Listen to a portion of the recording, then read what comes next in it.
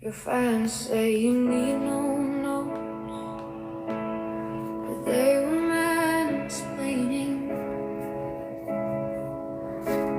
When you had 4 kids of your own, how dare they show you a birth video? You didn't need to research it all. Then why did the birth scene fall flat? Why did you act like your babies were birthed by shame? Morning, Jandel. You were out of your depth. Thanks for the gift. You got a limited range. You don't know how to wait like Hi, Issa. anyone but yourself. The birth scene was another power play. How dare you try to show you a vision that wasn't your own? You took something beautiful and told the world it was dirty. You're really something else, not to say anything bad about you. You're just different. You were out of your depth. You got a limited range. You don't know how to wait like anyone but yourself.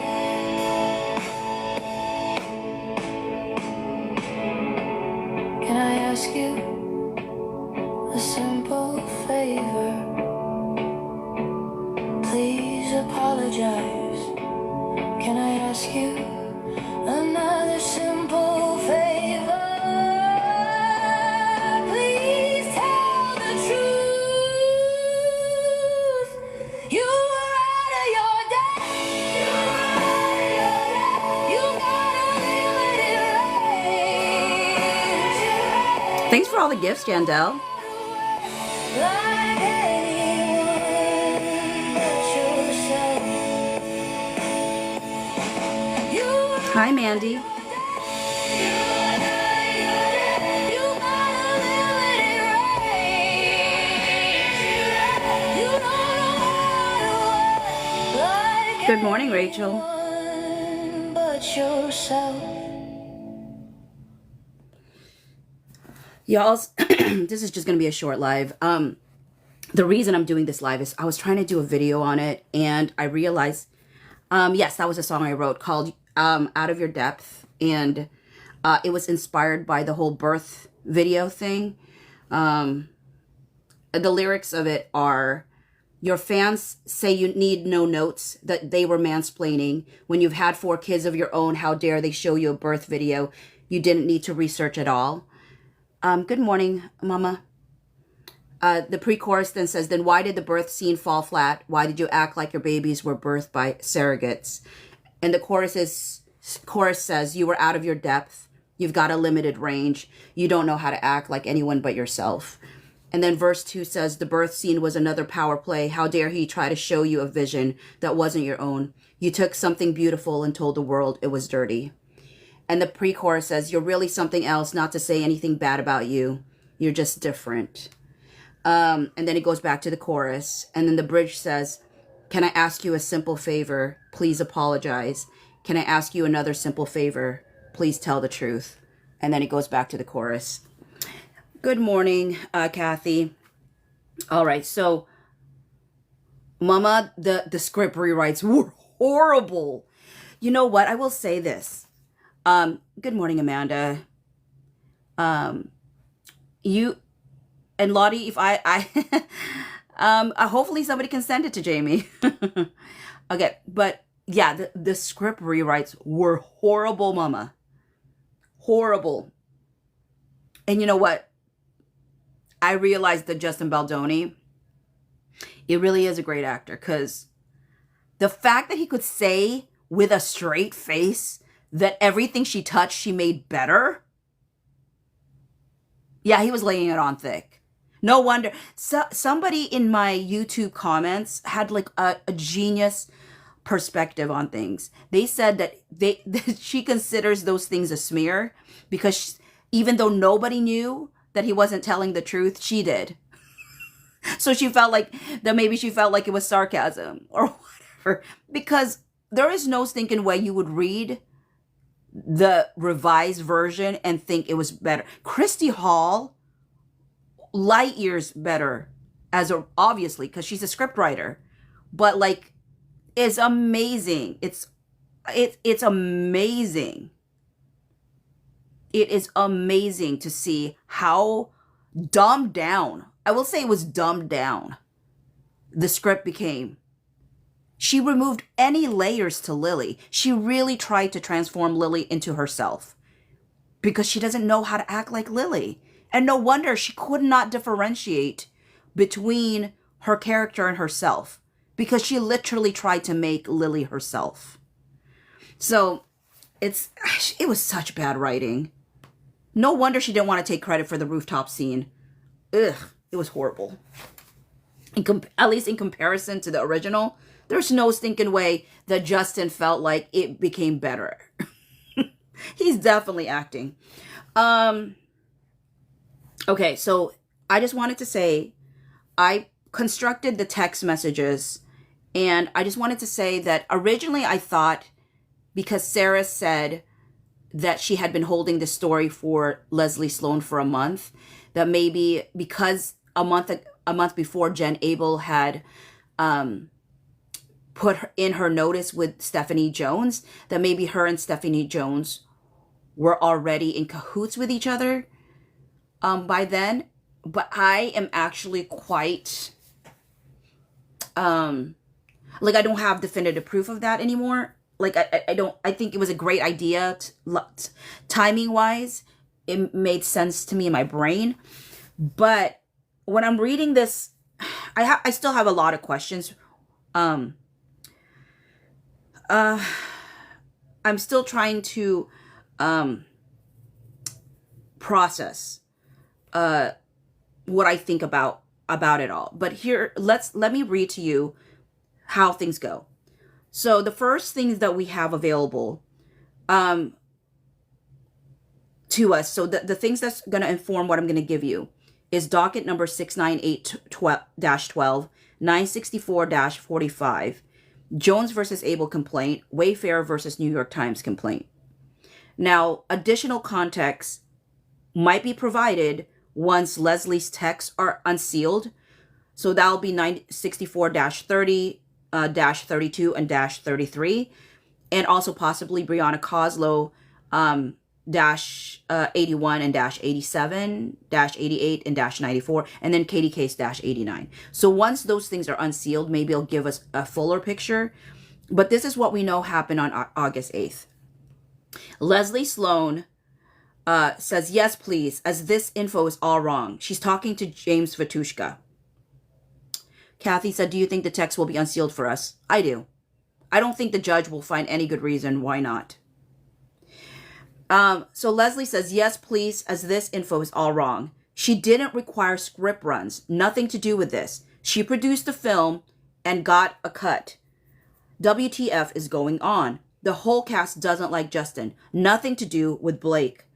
And James says, like I said, though, the reporting is that there were issues between her and Justin, as well as others, and that Justin found it difficult to work with her. One of these reporters known is close with Steph Jones because they used to always get Tom Brady, Giselle stuff, and Steph reps him, I believe. I told them she is awful and to not rely on anything she says. Leslie says, I'm telling you, she's a liar. They are panicking as the whole cast hates him. And James says, so they want to run something based on this reporting and I want to shut it down, but I need something to shut it down with. I know she's a liar. I just need to get my editor on board because she has 3 reporters feeding her BS, 2 from LA. Leslie says, I promise she is lying. This, what do you mean I'm getting filtered?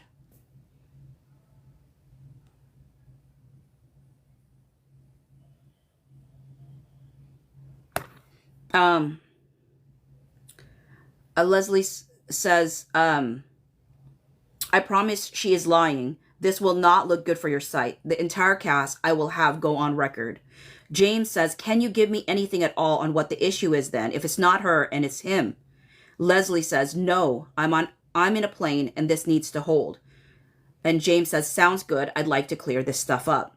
Okay, so that conversation happens while it's like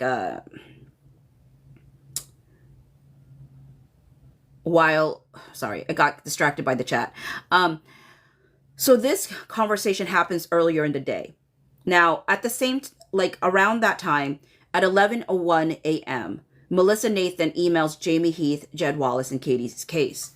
And it says, hi, Jamie, please meet Jed, who will be having his team assist on all social activity based off of our own conversations, as well as their digital plan you are in receipt of. He's aware we're going for their quote 2 option for $30,000 PM for 3 months. Jed and team has worked on some of the most monumental behind-the-scenes projects globally, and I'm extremely happy to make this intro between you both.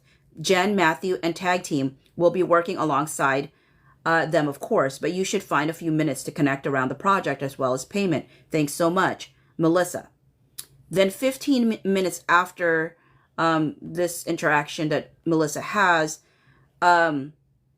Lillian also emails to Jennifer Abel, Stephanie Jones, and Wayfarer Studios and says, hi, I'm a reporter for dailymail.com, and I'm currently working on a story surrounding the recent rumors that there was a feud between It Ends With Us co-stars Blake Lively and Justin Baldoni. People on social media are talking about how they didn't post together at the premiere or do any press together. I wanted to give you a chance to respond to these rumors. Please let me know if you have any comments. Thank you. So then at 11:18, so 2 minutes after they get that email, Jennifer Abel responds to Lillian's email, like sends it to her team and says, team, please ignore.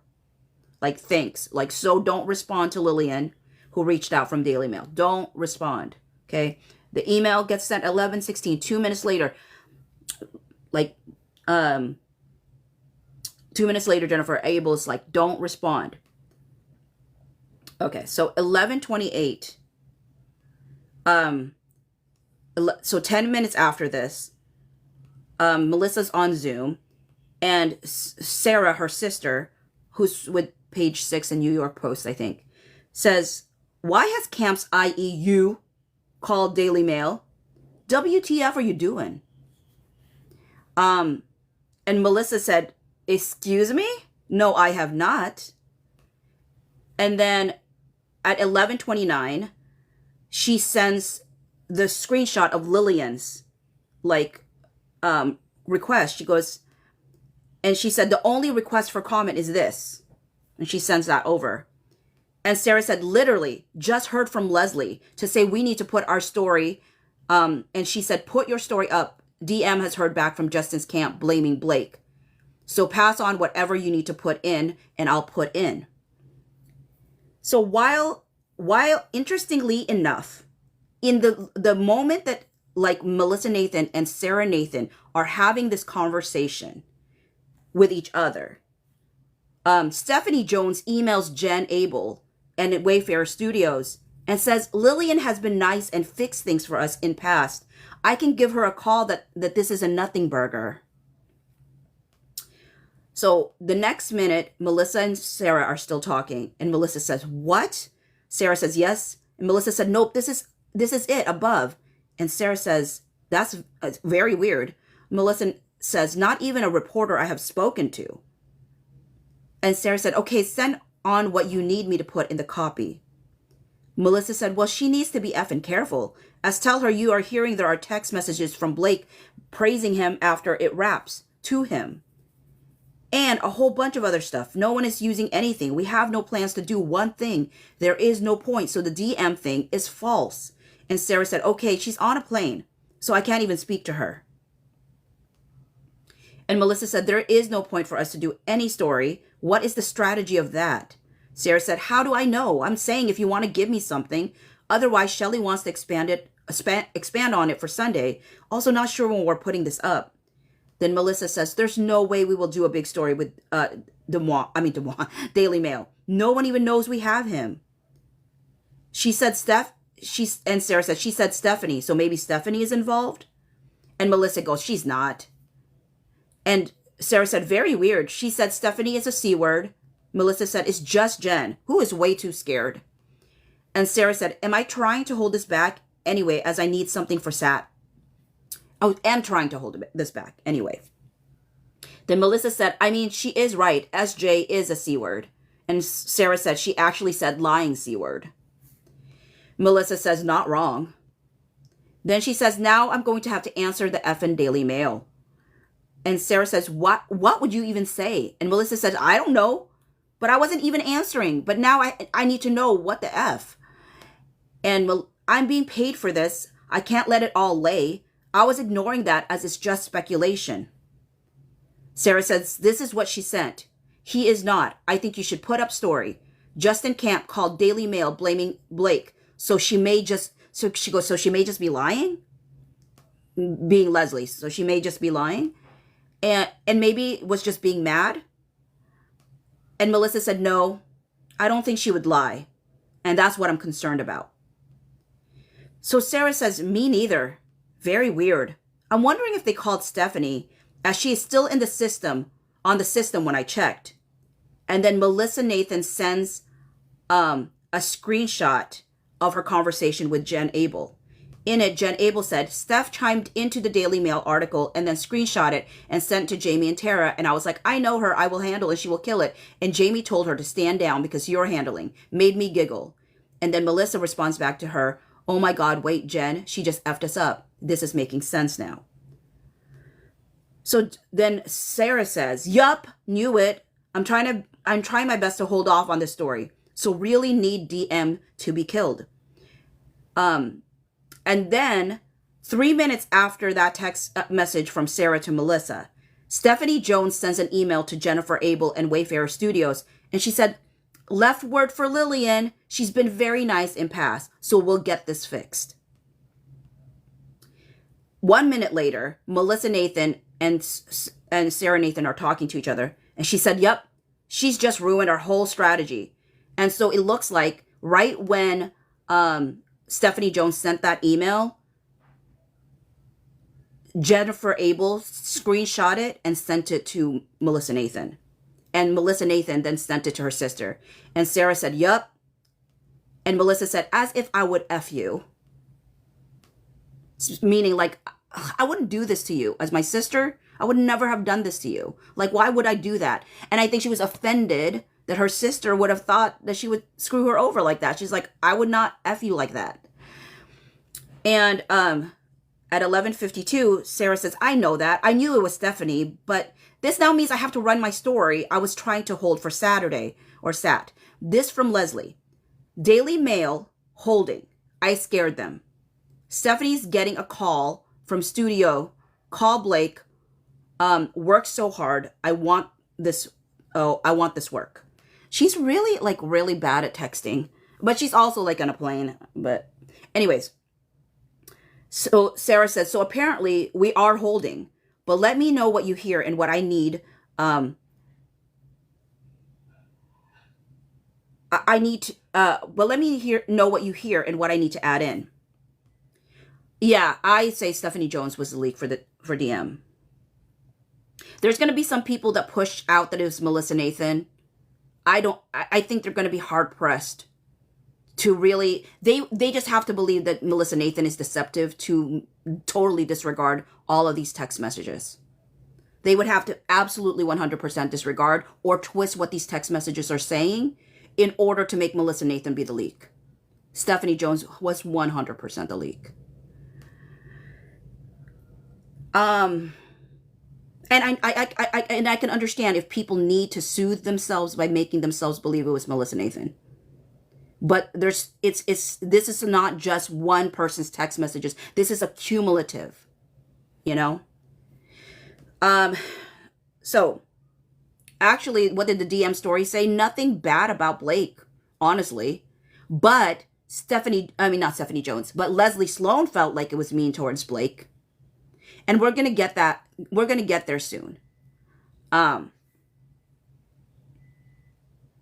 So anyways,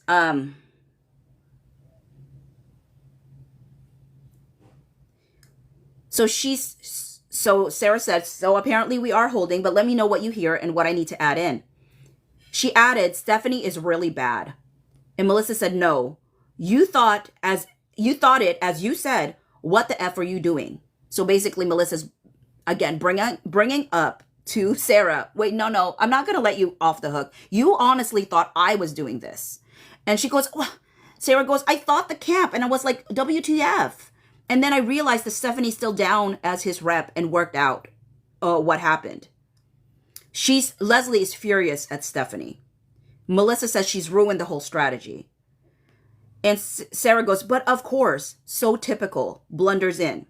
Now remember, at 11:52 a.m., right? At 11:52 a.m., Sarah says that Leslie tells her that Stephanie's going to get a call from the studio at 11:52.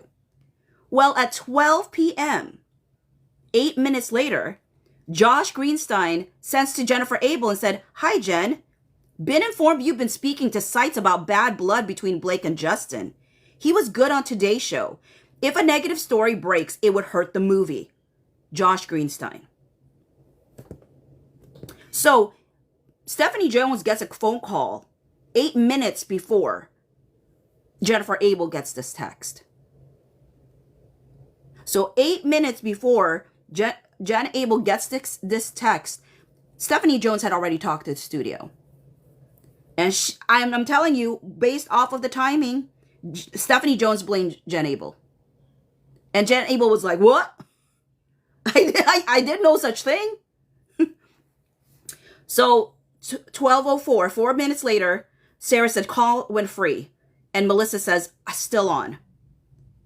Then at 12:16, this is 11 minutes later, Jamie Heath sends an email to Stephanie Jones, Tara Hanks, and Jennifer Abel. I don't know if it's an email or a text. It might have been a text. And Jamie says, I'm hearing from Sony that, quote, someone named Stephanie Jones has responded out to Daily Mail saying that Blake is to blame. And now this has escalated it all. We were purposely not responding to anything as to not fuel. This has fueled it. Everyone stand down unless I am aware of any moves. I don't care who is supposed to do what. I'm most interested in that. I'm interested only in any strategy being run by me. I need all to understand that. Repeat which part? The Jamie Heath one or something earlier than that out of ideas? And by the way, there's a typo in what Jamie Heath wrote. So it's going to not sound like it makes sense in one of the sentences because it doesn't make sense. There's a typo. And you know me, I have the hardest time understanding what should have been there instead. But this is what it said. Jamie Heath, so 16 minutes after, okay, I'm going to give you 8 minutes. Okay, hold on. Let me go back. So at 11:52, Sarah Nathan is told that Stephanie Jones is going to get a call from the studio. At noon, the studio reaches out to Jen Abel saying that they were told that Jen Abel was the one putting out stories about Blake being the problem. Which we know, like, wait a minute, the studio called Stephanie Jones. So the only reason that the studio is now calling Jen Abel is because Jen Abel probably was blamed by Stephanie Jones. We actually know this is the case because Stephanie Jones literally says in her lawsuit that it was Jen Abel that did it. So we know she's the one who led Josh Greenstein to Jennifer Abel. So then after Jennifer Abel hears that, she already knows that, wait a minute, I didn't leak it. So she's like, no, that's Stephanie. So then that's why then Jamie gets a call. Or Jamie hears from someone and he reaches out to Stephanie 16 minutes after that. And he says, I'm hearing from Sony that, quote, someone named Stephanie Jones has responded out to Daily Mail saying that Blake is to blame. And now this has escalated it all. We were purposely not responding to anything as to not fuel. This has fueled it. Everyone stand down unless I am aware of any moves. I don't care who is supposed to do what. I'm most interested in that. That's the line that doesn't make sense. I'm like, okay, that doesn't make sense. I'm interested only in any strategy being run by me. I need all to understand that. Then Stephanie Jones responds back at 12:33. So she responds back, what's that? 17 minutes later.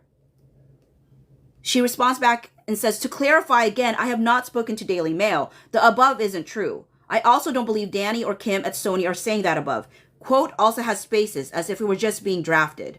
I'm not contacting press, but it's concerning if Danny or Kim are saying I have escalated this as I haven't even touched this. I'm going to contact them.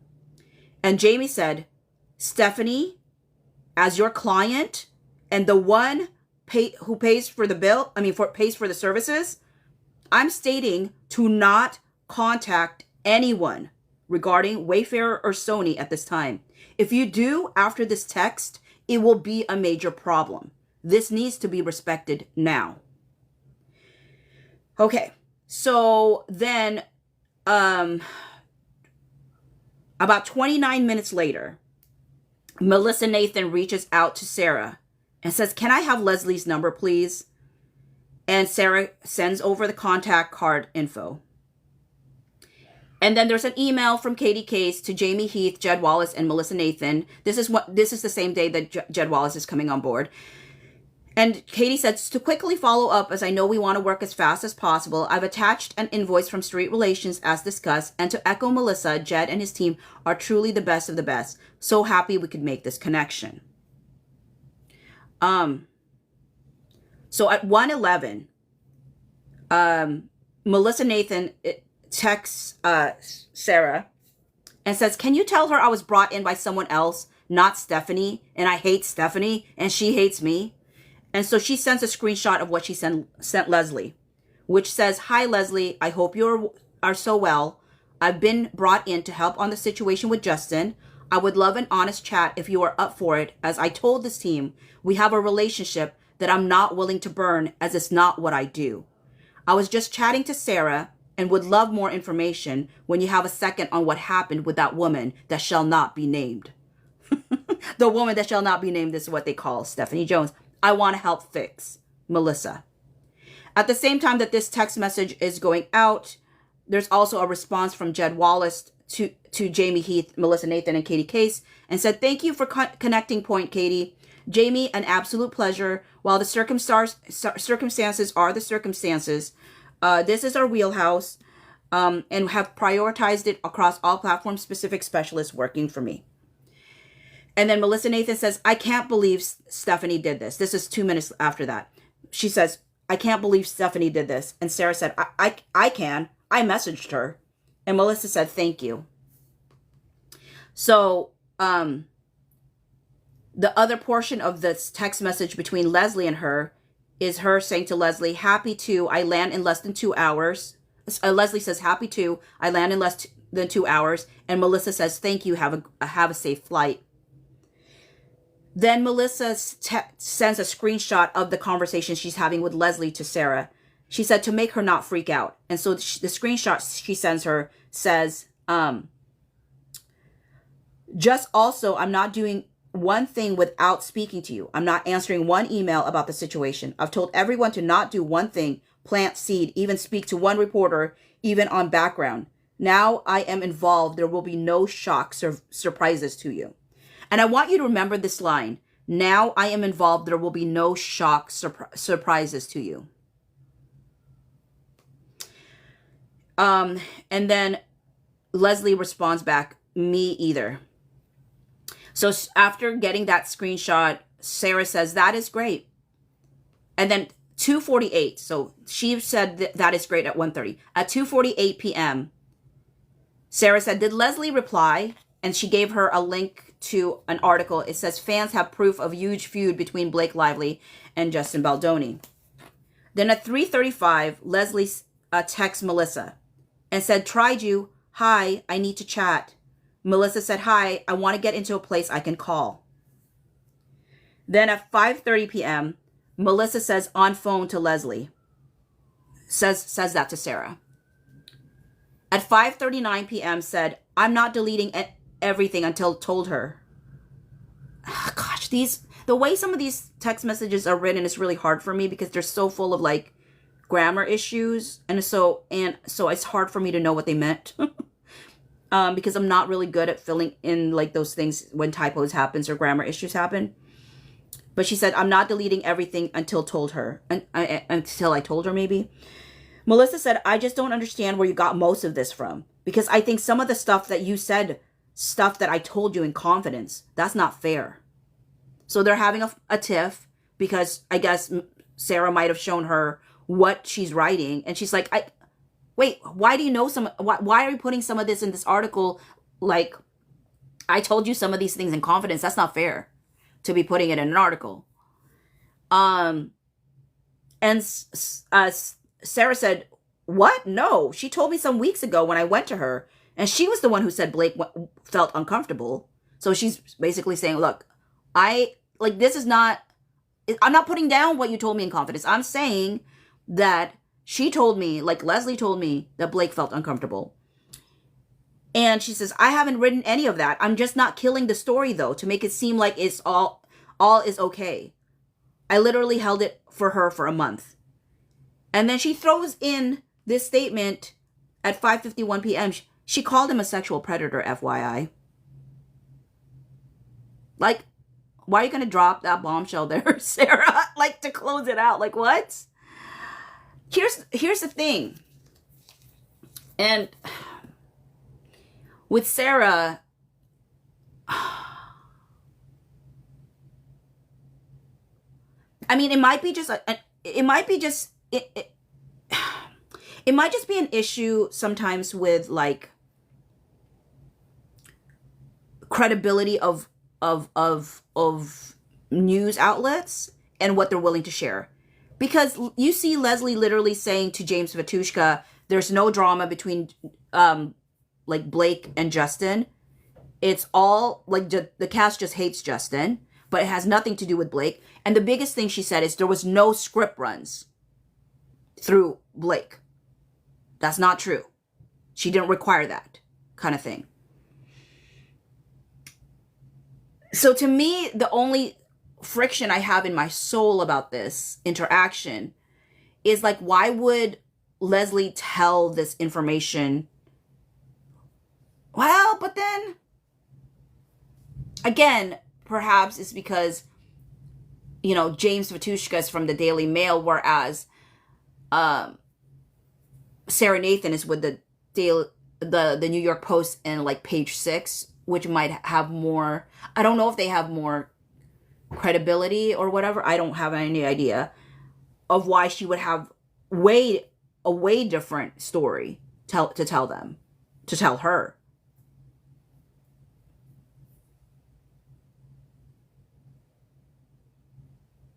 And when did she tell her this? Did she tell her this in July? Because now Melissa's reached out to her. She knows that Melissa and Sarah are sisters.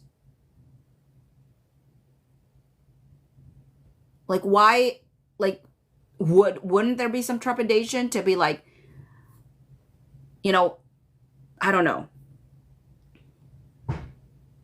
Anyways, but here's the interesting thing, right? So we see Leslie upset at Stephanie Jones on August 8th.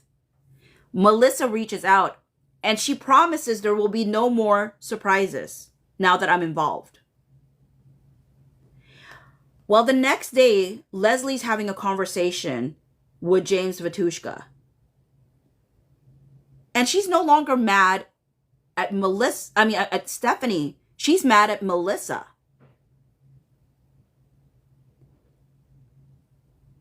So a part of me is like, why is Les Why is Les mad at Melissa? What happened? What happened between the time frame of her being mad at Stephanie Jones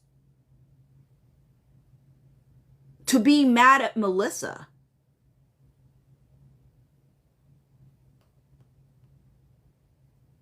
And this was what Leslie says to her. Says to James Vatushka. Your story is mean. I guess you and Melissa are in cahoots. And the weird thing is, I read this article. It was all anti-Justin. Like all of it. All of it was anti-Justin. So I was like, what is she talking about? What part of this article is mean? And the only thing I could think of is this. She explicitly told him that there was no script like run-throughs with Blake. And yet in the article, I'll read you what the article says. I think it's this portion that gets her upset, but it's not mean. But she may feel like it's mean because she told him explicitly that Blake Lively did not require script runs. It says here, the insider alleged that the actor, who also served as director and producer, failed to recognize both Blake and Colleen's role as a fellow producer and writer. And they said he took it very personally when the pair asked for some script rewrites. Parts of the film were rewritten under the instruction of Colleen. They had to be. He took their script decisions very personally, even though they weren't intended that way. So I was like, that's the only thing. That's the only thing that I feel like.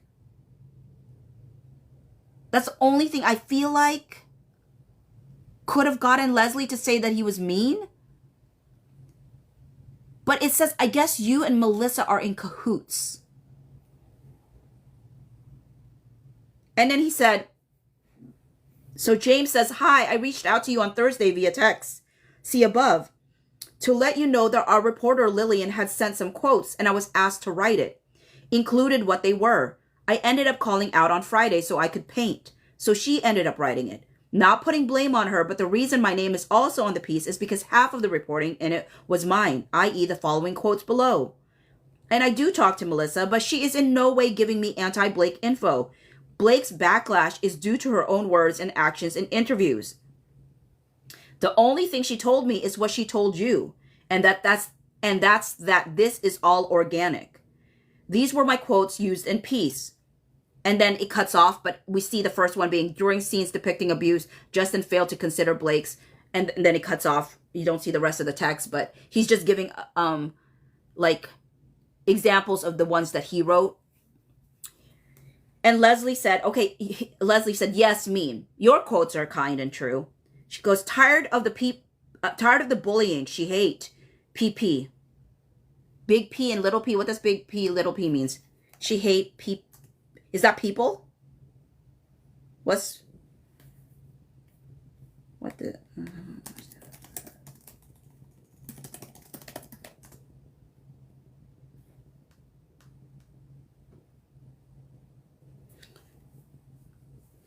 What does P? Unless she that was maybe it was just a typo on her part. She said to James Vatushka, yes, mean. Your quotes are kind and true. Tired of the bullying she hate. P. Capital P, small p. Did the article get edited? Yeah, on August 15th. It got edited. But I went back even on August 9th, like, on the Wayback Machine, and it still isn't like, there wasn't anything negative about her. I mean, and maybe we have different definitions of what negative is. Maybe we just have different different markers of what negative is. Because they know things internally. You know what I mean? So sometimes when you know more information, things hit you harder than strangers that will read that article and be like, what's the issue? Okay, personal problem. Okay, what? Tired of the bullying she hate. Personal problem.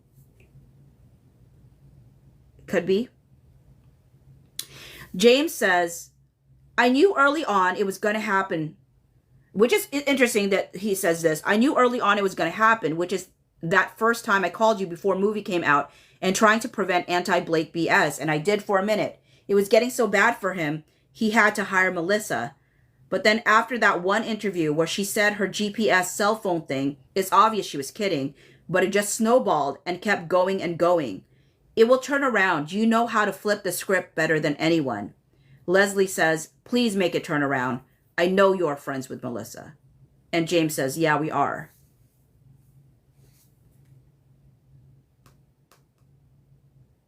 One thing I notice about Leslie, she's very sensitive about Blake. Like in this, I mean, like in the sense of like she's very protective of her. So she does not care if anybody else looks bad. It's just Blake can't look bad. And so sometimes she would make a big deal about something that I'm like, it's really not bad. Like in light of everything, it's not bad, but to her it is, because it's like unless Blake looks like the most innocent flower, I guess she just gets like she does not like it.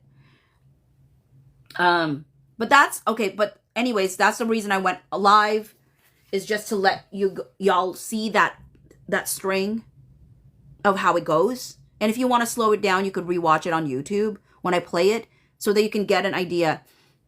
You know, one day, I may, in like if I do well enough in YouTube and here, maybe there's one day that I will set up shop. Like, you know how like people have like actual things that where they sit and then they're able to show you stuff on the screen. Like right now, I'm only on the phone and whatnot, so it's not ideal.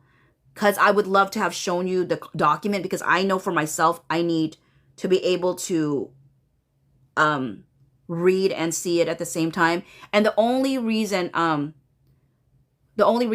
didn't just flip my camera and show you over there is because I didn't want my hands to be too shaky, because that also can be distracting for folks. Someone gave me that feedback and I'm like, I'm sorry. Sometimes I'm just holding it with my hands. So, but the majority of the time I want it to be like steady for folks so it doesn't give them a headache. But yeah, no, to me, it is clear that Stephanie Jones is the one that leaked it. Because there's too many things outside of Stephanie Jones, and the timing, all of the timing. It's got to be Stephanie Jones. It's just the timing of it all. And again, there are some folks that continue to push that it's Melissa Nathan that did it, because she wanted to secure the bag in essence. But that would require a lot of things to be controlled that wouldn't have happened. Like, to me, the biggest tip-off was the whole Josh Greenstein situation. It's the biggest tip-off to me that it was Stephanie Jones. Because it's clear that Leslie said that Stephanie Jones was going to get the phone call. And she blamed Jen. And you can tell that Jen had no idea. And also, Melissa Nathan didn't blame Stephanie at first. She actually did not think that Stephanie did it. She didn't think Leslie did it. She didn't think Stephanie did it. She was just baffled herself in some ways, right? Well, I shouldn't say that. She said she didn't believe that Leslie Sloan would lie. And here's the thing. I will say that Melissa tends to defend Leslie in different text messages to Jen and to Justin. Because Justin's like, do you trust her? Like, I mean, I want to trust her. And the thing is, Melissa has built a relationship with Leslie where she doesn't want to burn that bridge. But then at the same time, it seems like Leslie doesn't trust Melissa. I don't think Melissa totally trusts. Obviously, you can't be in the PR game and trust people. It's a hard business to be a trusting person. But I definitely think that it was Stephanie Jones. Just timing wise, the way that the Josh Greenstein text happened, just how like the is the way that Stephanie's emails came in. It's the timing of Josh Greenstein. That is what sells me that it was Stephanie Jones. No matter how much there's some folks that try to push that it's Melissa Nathan. And again, don't know. I don't know, how clean the hands of Melissa Nathan is and Jed Wallace in other cases, But it is clear in this particular case to me. When people say, oh, well, it has to be at the order of Wayfarer. It is very clear with Jamie Heath, he got upset because this was not part of the plan. So when people are saying, oh, they, PR companies won't do something that their client doesn't want, it's very clear. Jamie was very clear how upset he was because it blew up their whole strategy. Their whole strategy was that we're not going to poke the bear. We're not going to ignite the fire. And that day, what Stephanie Jones did ignited the whole fire. And so I think people need to understand, it's kind of like the whole conversation about the leaking of the TMZ article, right? And I said in a video that it was Tag that released it. I 100% now believe that Melissa Nathan was the one that leaked it to TMZ. And somebody responded back to me and she's like, well, Wayfarer equals Tag. And I said, but literally the text message says Brianna's everyone for themselves, basically. Brianna literally says in those text messages, we need to save our company. Can we get ahead of this kind of situation? And I said, I don't know definitively that Wayfarer was still had Melissa Nathan. Maybe they did, maybe they didn't. I don't know. I said, all I know is that the only documents and the only paperwork we have for Melissa Nathan and Tag when they got hired was that they were going to be hired on for 3 months. So that would be September, October, November. So I'm saying unless they re-upped their stuff with Melissa Nathan, which they may have, I'm not saying they didn't. At the end of the day, they may not have been still with Wayfarer at that point, because as far as they're concerned, maybe they thought it was over. You know what I mean? We don't know. We don't know that. And so that's my only point. When I say that there's a difference between Tag and Wayfarer when that leak happened, was because I don't know if they're still hired. And there's no conversation that you see between Melissa and Jamie Heath or anything. Obviously, that doesn't mean that there wasn't one. Oh, Drea, I'm not upset. Sorry, I just get passionate. Oh, Issa knows. She's just passionate. But yeah, so so that's the only reason. That's the only reason I'm saying what I'm saying.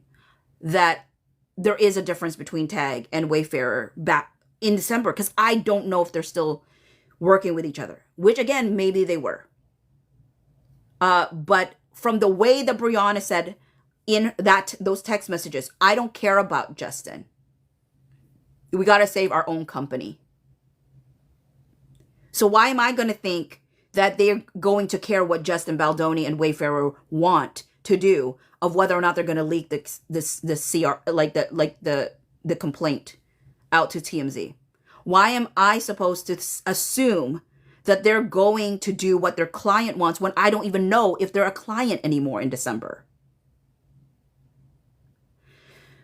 Anyways, I would stay longer with y'all's, but I have to get ready for the day, and also, yes, also that's I just needed to get it out here because I was like, oh my word, there are so many moving pieces. Yeah, most likely I'm going to, because there's just so much more docket stuff to read from the MSJ. With that said, does anyone, I'm going to do a closing song. Does anyone have a particular song? I played Out of Your Depth coming into this live, but did anyone have a song that you'd want before I head out? Of folks that actually know any of the songs out there. Kathy, your slow song, which one would that be? The Ambush song? About Justin Baldoni? I do not have I tried to write a song about sanctions. It just wasn't hitting for me. I didn't like it. The one I played yesterday, okay, so it is Ambush. Okay, so I'll close out with Ambush again.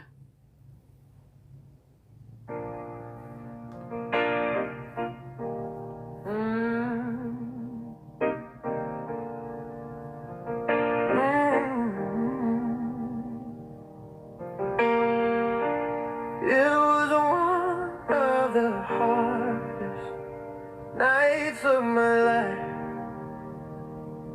I couldn't formulate sentences. I'll try to do another album with stuff from Justin's perspective, or what I imagine his perspective is. It was an ambush, it was meant to break me down. They're so convinced it's real, they're gaslighting me with lies.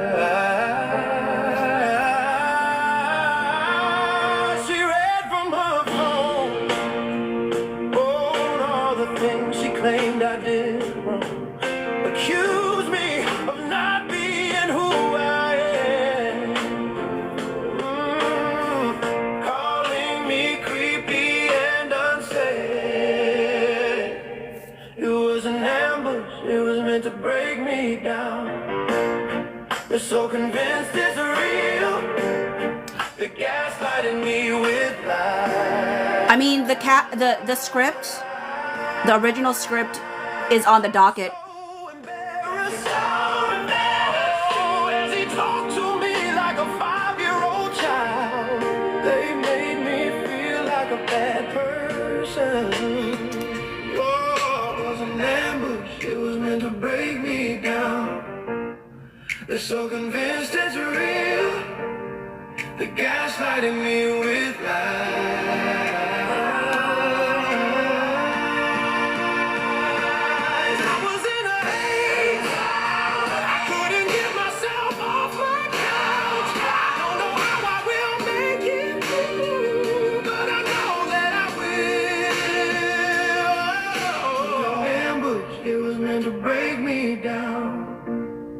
So convinced it's real, they're gaslighting me with lies.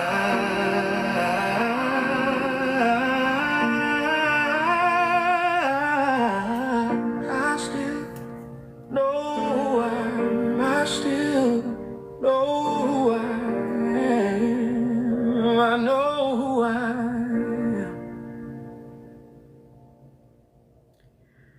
So yeah, I can put out a version of like a new album that's like perspectives from how I imagine Justin Baldoni's perspective to be, but I don't know. I'm just guessing on some of these things, but some of it is straight out of what he said. But but yeah, so what was I gonna say? Somebody had said, did Justin Baldoni boost negative things about Blake Lively? Even in their Exhibit 55, I don't know if I would say that hold on, let me look at their Exhibit 55, because there's only one article, which was a Daily Mail article, that was actually, if you read all of the articles that they put in, all of them were either pro Blake and anti Justin, or they were neutral. So the only one that they could potentially ever say was somewhat negative is a Daily Mail article. And let's see what they connected it with. Let's see here. Where is it? Where is Exhibit 55?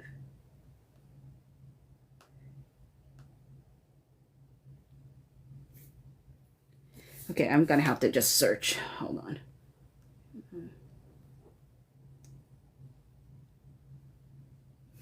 Sorry. I was closing out, but then I saw that question and I want to be able to answer it.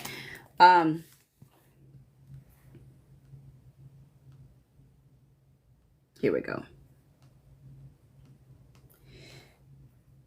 And I'm going to search for Daily Mail.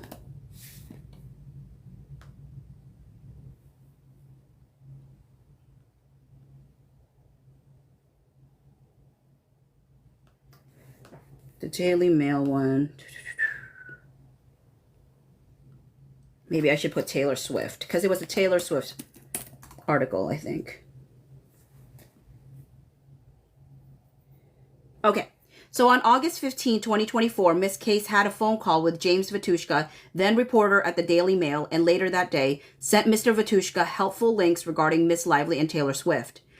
On August 17, the Daily Mail published an article titled How Blake Lively Copied Best Friend Taylor Swift to Promote It Ends With Us before turning to singer to help crisis manage backlash and Justin Baldoni drama. And it was done by Lillian again. And the one about her bad marketing. I gotta read what they supposedly did around the bad marketing. Because, I mean, that's just a fact. She did have bad marketing. The article incorporated links provided by Miss Case to Vitushka and reported that according to an insider,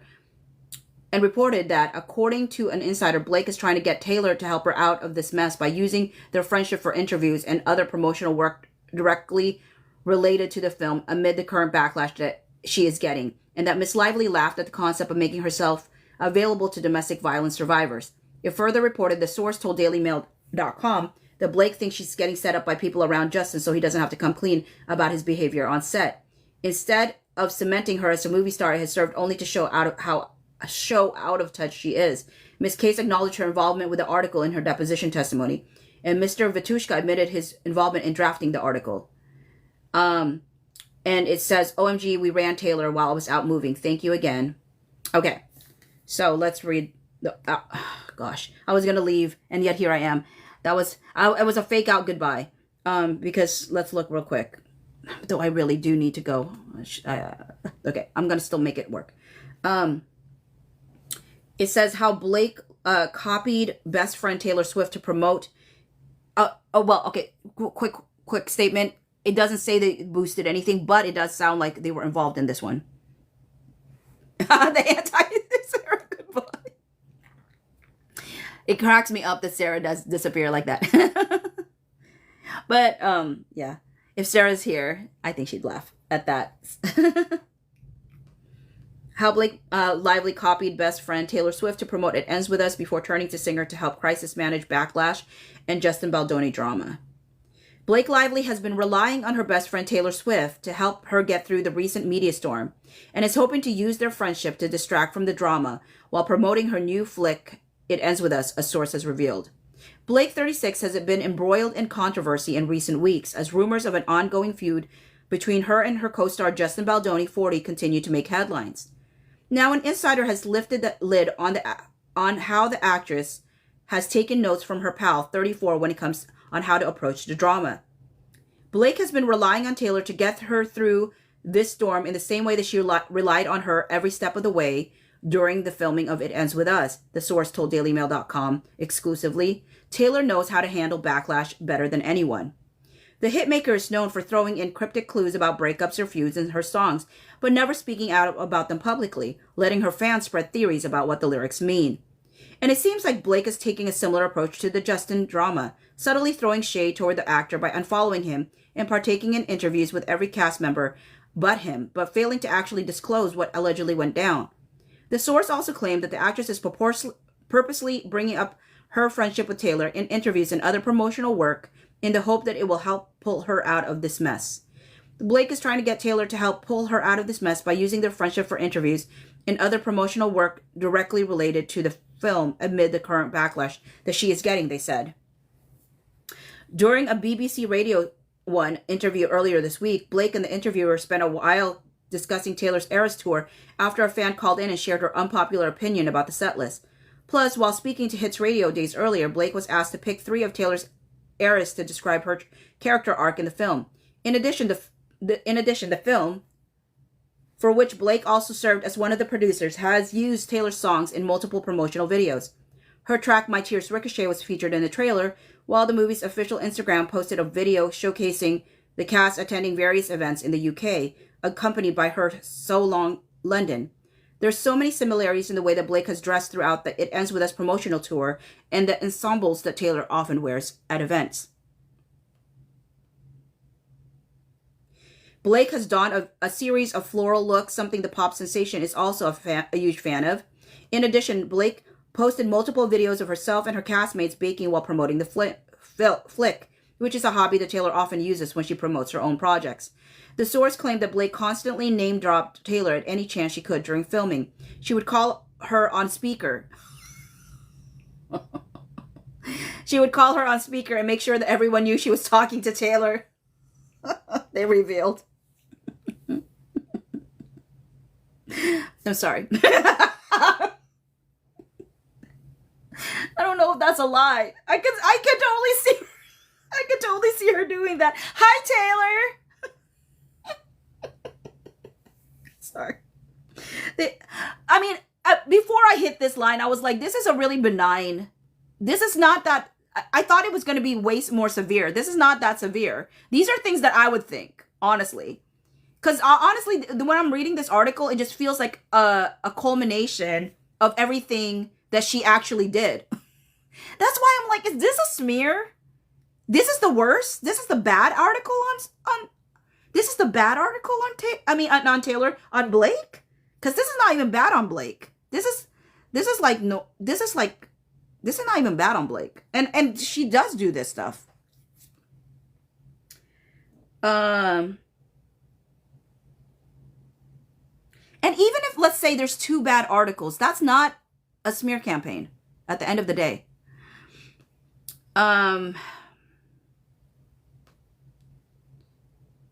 Let's see, where is it? Sorry, that just cracked me up. She would call her on speaker and make sure that everyone knew. They also said it was the Cruel Summer songstress who advised Blake and her husband Ryan Reynolds to release movies at the same time.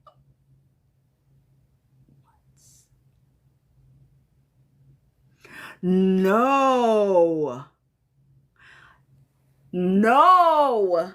Oh my word.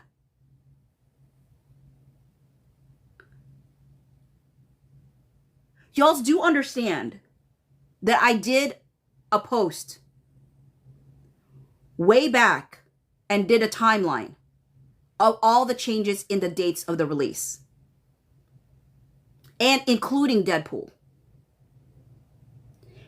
Deadpool's release dates were all very different before they settled in July on that specific date. And then Blake Lively demands, this is a Daily Mail article, Blake Lively demands to have right to do with the edits. Like, I want to do the edits. And they begrudgingly allowed her 10 days to edit. Okay. Now, originally this movie was going to come out in February of 2023, but obviously the strike happened. So they moved it to June. And what I found very interesting is the day after the 10 days that she was in the edit room, like literally the day after she had done editing for 10 days. She demanded 10 days in April.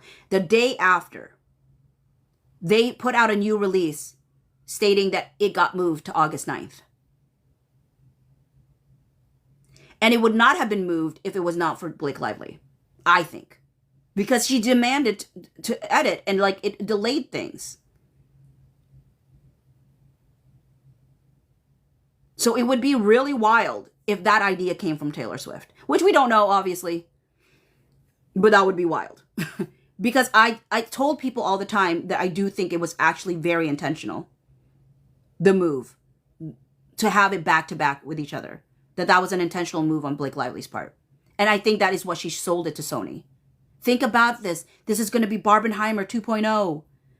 My husband and I, no, there hasn't been a situation like this since Demi Moore and Bruce Willis. So, and while they explained that Taylor and Blake thought the movie would turn her and Ryan into a Hollywood power couple, like the time couple Bruce Willis and Demi Moore both had movies dominating the box office, it has totally backfired amid the scrutiny Blake has received over her tone-deaf promotion of the movie. Taylor advised her and Ryan to release these movies at the same time, which not everyone agreed on. Dish the Insider.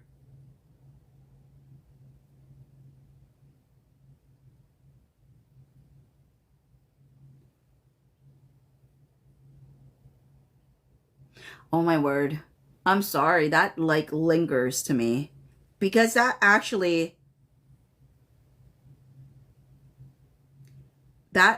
makes sense. It would be something she would advise. They thought it would be like the Bruce Willis and Demi Moore moment in history, but it backfired on them. Taylor previously promoted Ryan's film on her Instagram stories, gushing over the flick and sharing a link to buy tickets with her millions of followers. In the gushing post, she described the film as an actual joy portal, a wild escape from reality, and an abs sandwich. She also made a shocking announcement in the post that she was the godmother to Blake and Ryan's 4 kids, ensuring that it would catch the world's attention. Because as far as we knew, she was a godmother for 1 kid. Suddenly it was all 4 kids. And I'm like, why is it all? It can't be 4 kids because Olin's maybe Olin has a godmother and a godfather because Sean is his godfather. What date was this article? This article was August 17th.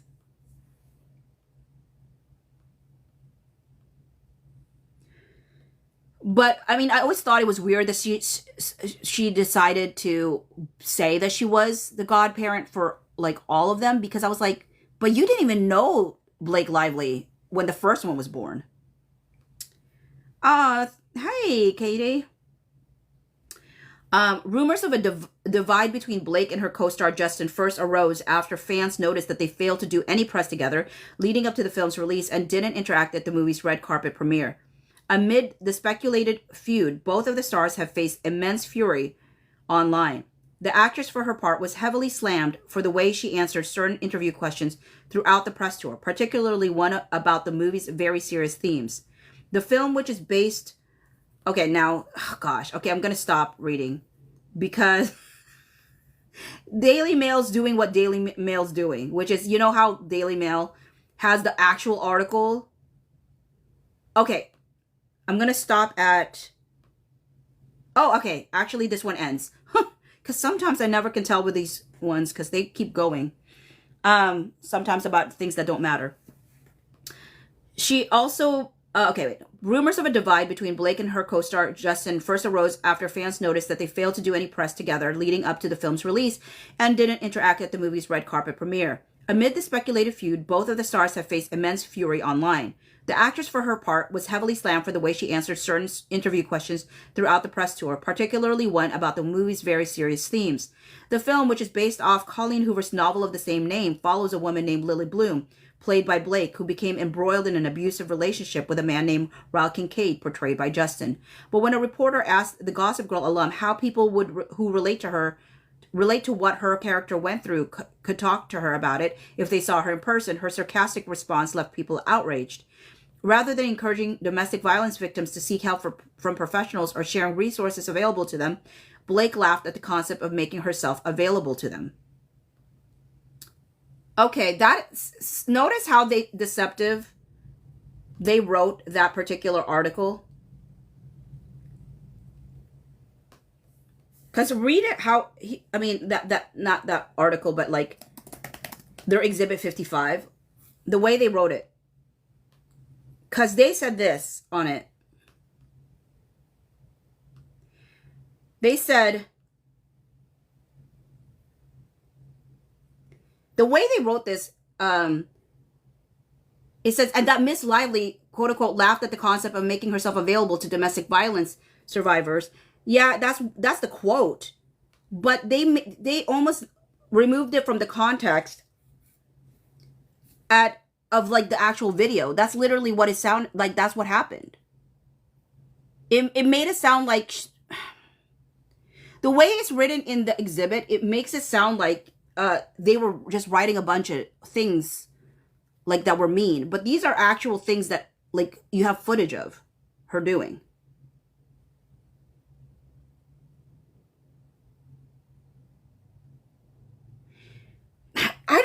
The way they wrote this versus what I'm reading is so different.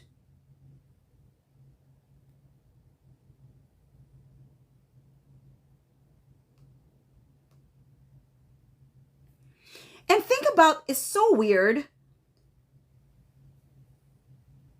that they're trying to tell us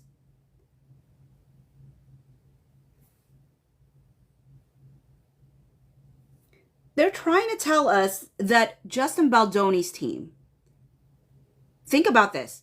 There's this portion, it says, it further reported, the source told DailyMail.com that Blake thinks she's getting set up by people around Justin so he doesn't have to come clean about his behavior on set. Why would they think that Justin's team would want to put that out there? That's literally what Blake Lively writes in her lawsuit. That's literally what Blake Lively writes in her lawsuit. So why are they trying to say that doesn't make any sense?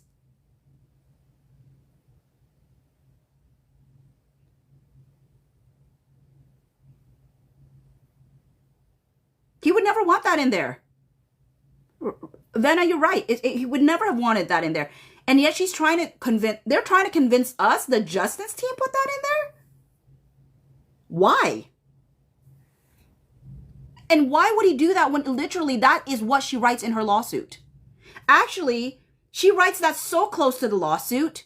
This reminds me of the whole Jenna thing where she's like, I got DMs where I was shared information that closely lined up with like the lawsuit.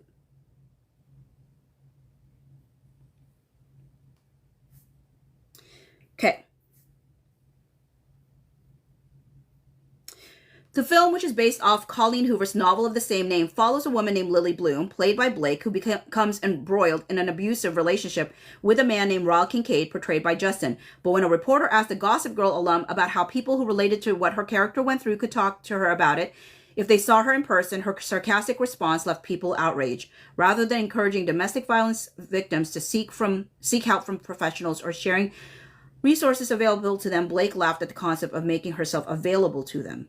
The sources told Daily Mail that Blake thinks she's getting set up by people around Justin so he doesn't have to come clean about his behavior on set. Junior cast members are keeping quiet because none of them want to get sucked into this, they added. It blew up much bigger than they thought it would. Blake is being advised to just keep quiet and take a step back, but this entire situation did not turn out the way that she wanted it to. Instead of cementing her as a movie star, it has served only to show how out of touch she is. A separate source previously told DailyMail.com that Blake and Justin clashed over his dismissive attitude to her input while they were filming scenes that involved abuse. The insider claimed that Justin only focused on what he believed was the abusive male viewpoint and had a very chauvinistic approach to the topic. During scenes depicting abuse, Justin failed to consider Blake's character's perspective instead of focusing solely on what he believed was the abusive male viewpoint. They said his approach was very chauvinistic, creating a tense atmosphere on set. The source claimed Justin was borderline abusive on set. Instead, he almost became the character. Justin also became the character in the sense that some women on set felt he was borderline abusive to them and that he was unprofessional and unapologetic, they said. Directing a film so serious and so important about domestic abuse without allowing the women to be included in this process is disturbing. Days later, TMZ reported that Blake felt fat shamed by Justin on set while they were preparing for a scene that saw him lift her off the ground. Instead, insiders told the website that Justin suffers from back problems and sought assistance from a trainer prior to the lifting scene. He allegedly asked the trainer how much Blake weighed and asked for help preparing his back to avoid incurring an injury. When Blake learned about his comments, she allegedly felt fat shamed by him. Okay, I'm sorry. This article is literally showing both sides. I actually think it's both sides. It has Justin's camp and it has Blake's camp. This is not at all how they represented it in this article. It's not at all how they represented it in this article. Because here's the reality. Like, reporters call publicists and PR people all the time. They write up stuff. You can even see the things that they wrote up and what they actually chose to take from it. Just because somebody writes something up does not mean that the author is going to use that information. And it's clear that they did not actually use that information many of the times. They reworded it differently when it was theirs, when they wrote it. So I'm not sure what that's supposed to prove when literally it has anti-Justin stuff in it. It has anti-Justin stuff in this article. But technically, I shouldn't say it's anti-Justin because it's literally, it shows both sides, both of their perspectives. So it's not really even anti-Justin. It's just a neutral, like, article. Okay, Teeny, you said that there was one that was really bad. Which one was it again? Can you remind me? Because I have yet to find something that's really bad.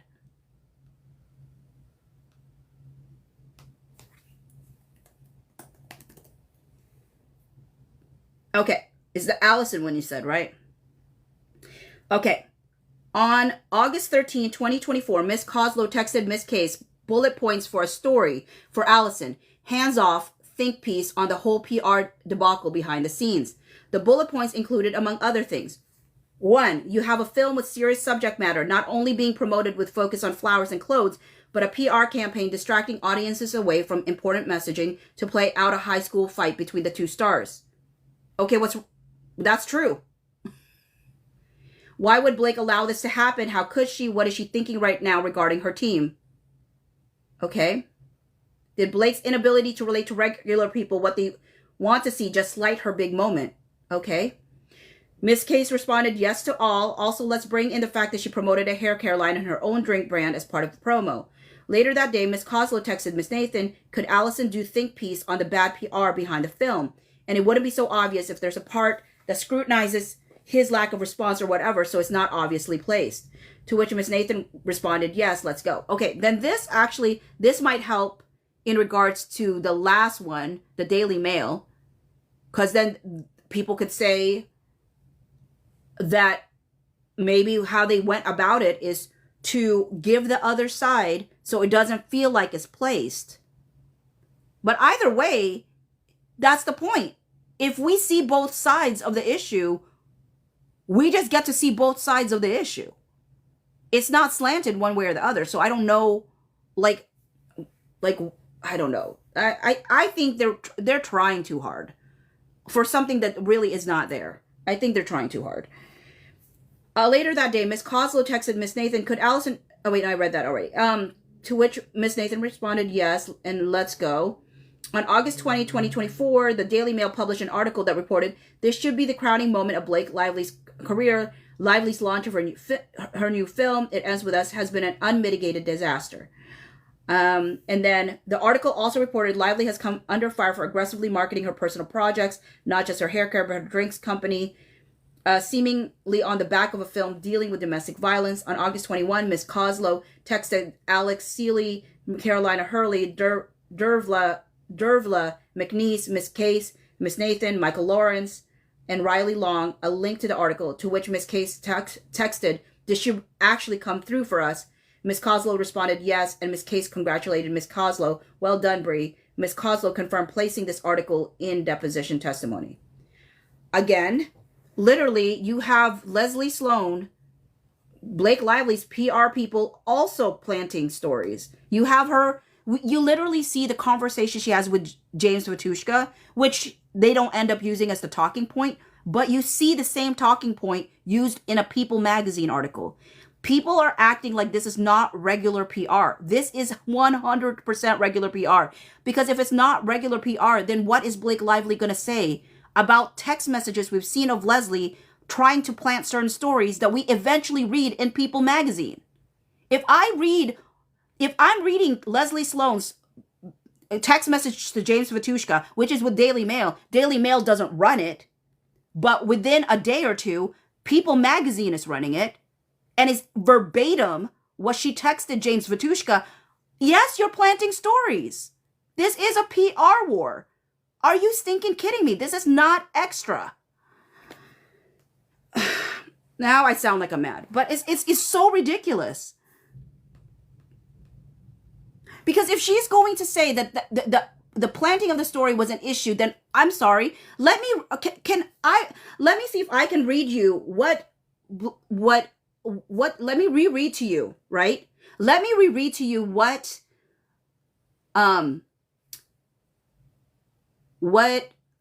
Leslie Sloan had said to James Vatushka. And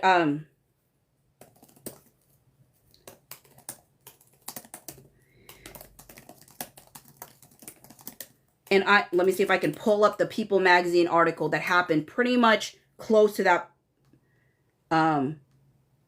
thing. What was it called?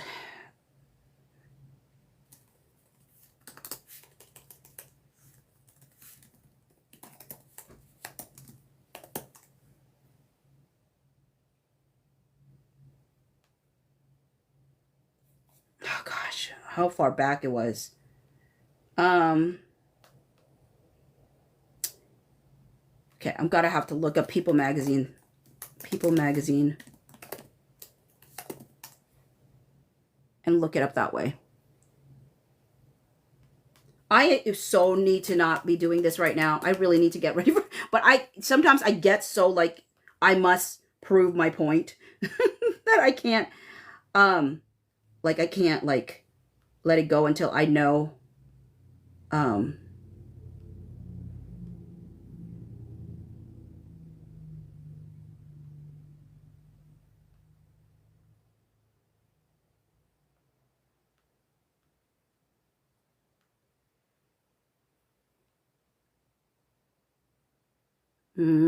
gosh, how far back was that? That was one of the earlier ones. Okay, so let me look. Where is it? I remember the title of it. Unless they pulled it down.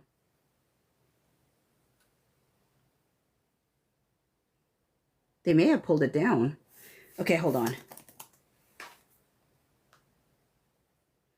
Oh, here we go. Okay, so this is what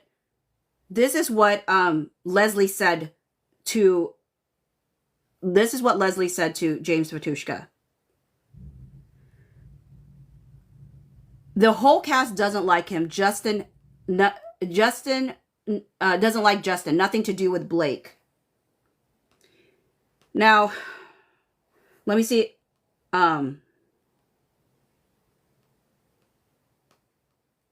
Let me see if I can find it here.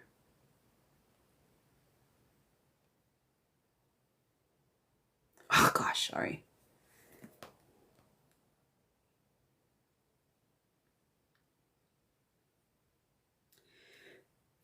Let me make sure I'm not making this up in my own brain. It says, it ends with us, Justin Baldoni's clash goes past Blake Lively. Cass will have nothing to do with him. Exclusive.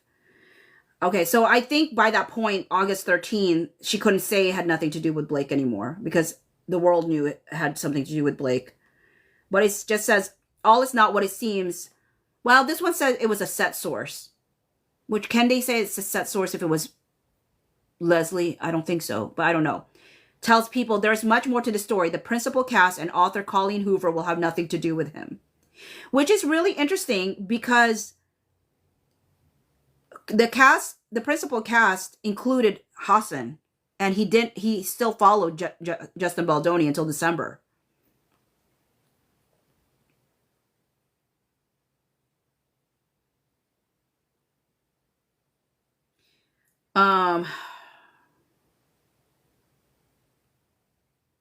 Oh, there was a Hollywood Reporter story on August 8th reporting there was a fracture among the filmmakers in the post-production process, wherein two different cuts of the movie emerged. A source close to Baldoni attributed the discord to creative differences that had been overblown to people. Monday, claiming Lively wants to direct the next movie, sidelining him and securing the rights from Colleen. Interesting. Wait a minute. The Hollywood Reporter, August 8th, 2024, at 6:09 p.m.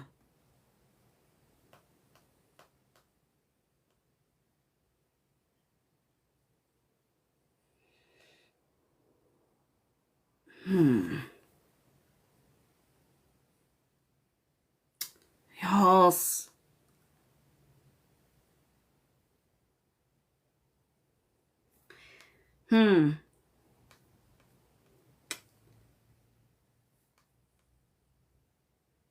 I don't know what I don't have time to read this article, but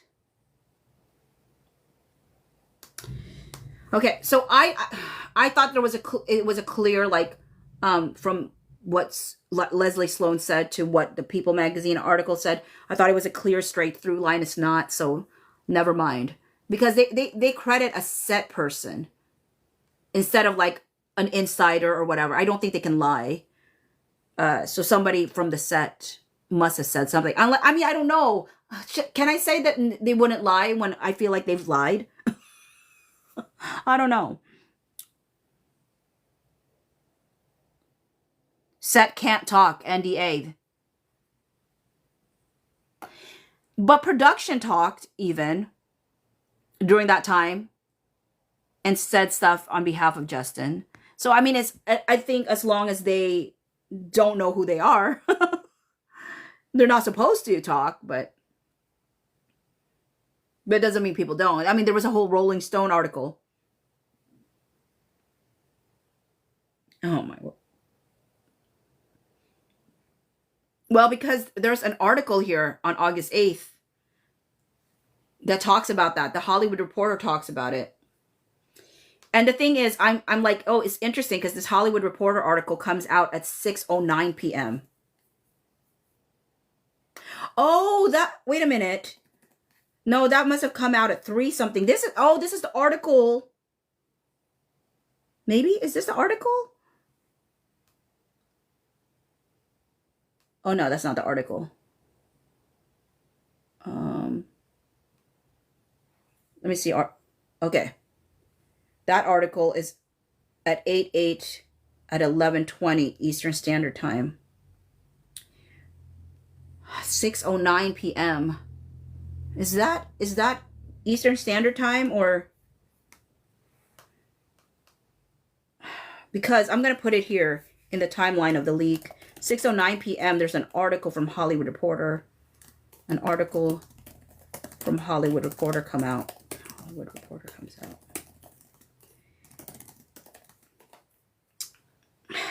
Because I'm like, who benefits from an article like this?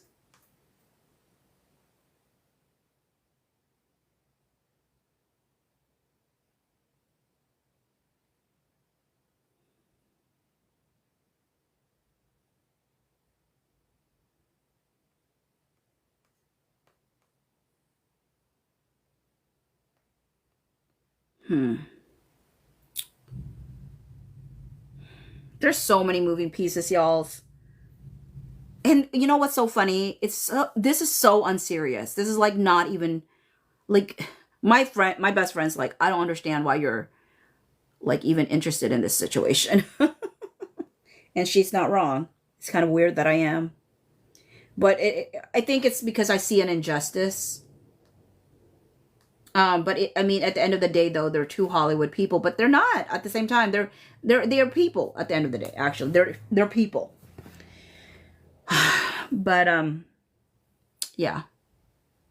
Anyways, I better end this because I was supposed to end this a long time ago because I really do need to get ready for the day. Oh yeah, BL escalated it so much. It was so unnecessary. People had moved on. You know, it's like I said in my song, it's like an accident that I, oh, maybe that, what is that? Oh, it's that smear campaign. Okay, we're gonna close out for another one of this is smear campaign. We'll close out with smear campaign because Lord knows. The world is burning. I am here scrolling another thing on the docket to read. I see the comments of casual viewers on a video saying, my word, is this still going on? It's like an accident that I don't want to slow down and watch. Yet here I am. If I hear the words smear campaign one more time, I am gonna lose my voice, screaming at the top of my lungs. She is so exhausting. She is so exhausting. She really is. I think he was a saint. Cause if we're just being given a taste of what she did to him on that movie set. It must have been torture. She won't take no There's a viral song I didn't know. I Run from Haven. What's that? The End. to love her. If I hear the words smear campaign one more time, I am gonna lose my voice, screaming at the top of my lungs. She is so exhausting.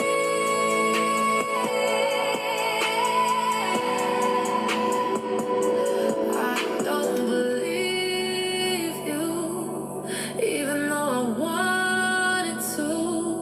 You think I wanted to think a woman was lying. We had all been rooting for you.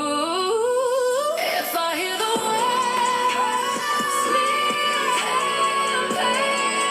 campaign one more time, It ends with this song. screaming at the top. I mean, it wouldn't. If Ryan does have cameras in his house, that would make sense. You know, Blake Lively tends to accuse people of recording, which I thought was always interesting. Maybe there's something to it. Or your husband on screen again. Can't wait until Yeah, I'm planning to do another one today, Carol. to all of this to end. All right. Thanks, y'all. This is for reals, my real goodbye. After saying I was going to leave. Okay, bye.